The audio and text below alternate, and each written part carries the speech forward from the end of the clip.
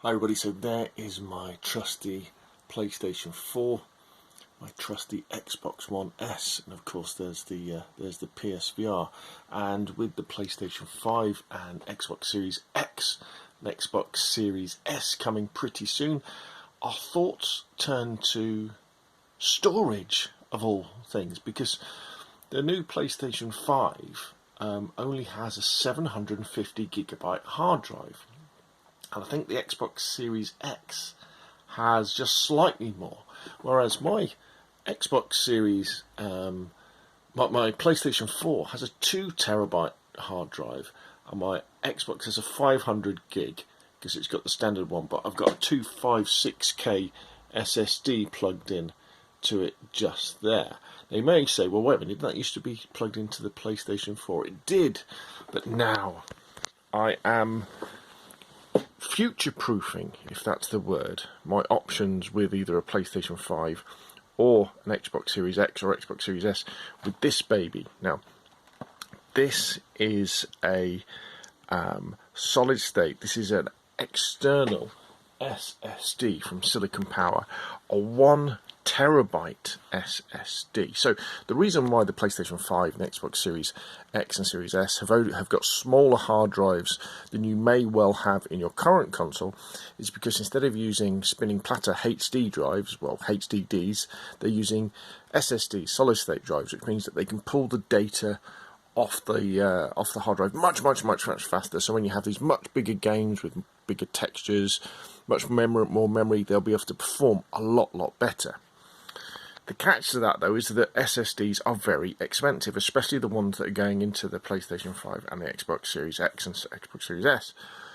So therefore, to keep the price of the console down, they have to put smaller ones in. And you'll read, people. I read a few articles where people are saying, well, it doesn't really matter. You won't burn through all that storage. And I'm thinking, well, wait a minute. If you buy a PlayStation 5 and you fancy playing like Call of Duty Modern Warfare from this generation on it, that's like 200 gig gone. And the new Call of Duty is probably going to be like, with Warzone, like 250 gig. And all of a sudden, all of that hard drive space is going to be disappearing just by loading up some of your old PlayStation 4 or Xbox One games. But this is where a cheaper SSD comes in. Now, you want to go with an SSD because SSDs are faster than HDDs, so you get better performance.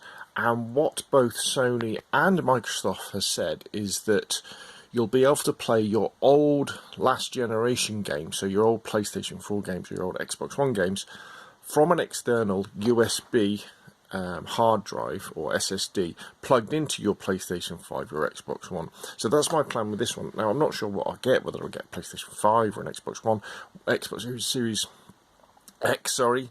It all depends kind of what's available. I'm leaning towards the PlayStation, but it doesn't really matter. But what I will be doing is all my old games, my PlayStation 4 games or my Xbox One games, I'll be loading onto this. So all of those will be running off a high-speed SSD, which will enable me to keep the special super-duper SSD that's inside the PlayStation 5 or the Xbox Series X excuse me, free for the the next generation of games that will be able to take advantage of that. In fact, you won't be able to load next gen games onto external SSDs.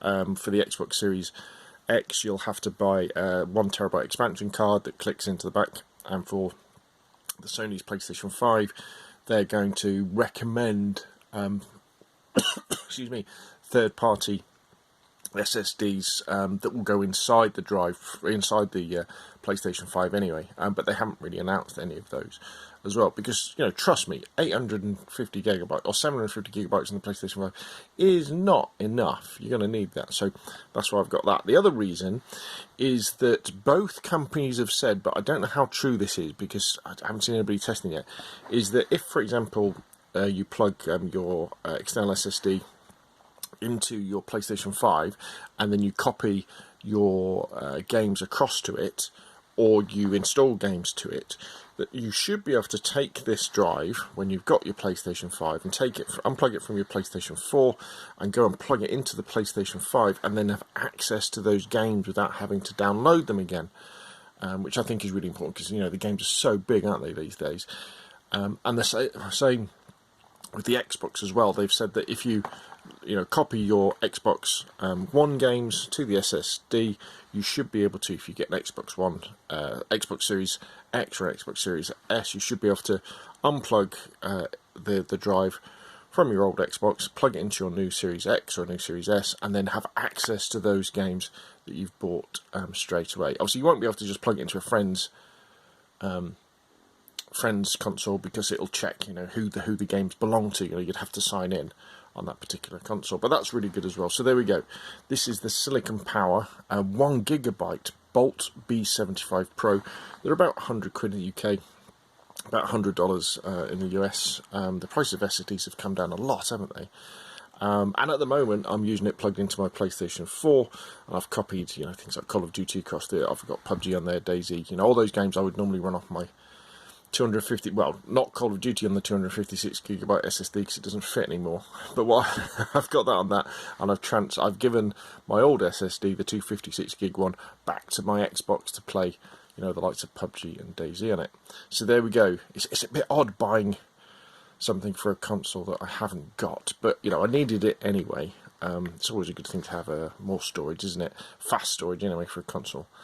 But fingers crossed, you know, the more PlayStation 5s or Xbox will be coming available when they release, and we'll be able to do some videos about those too. Anyway, that's enough from me. What do you think about the storage limitations on the new consoles?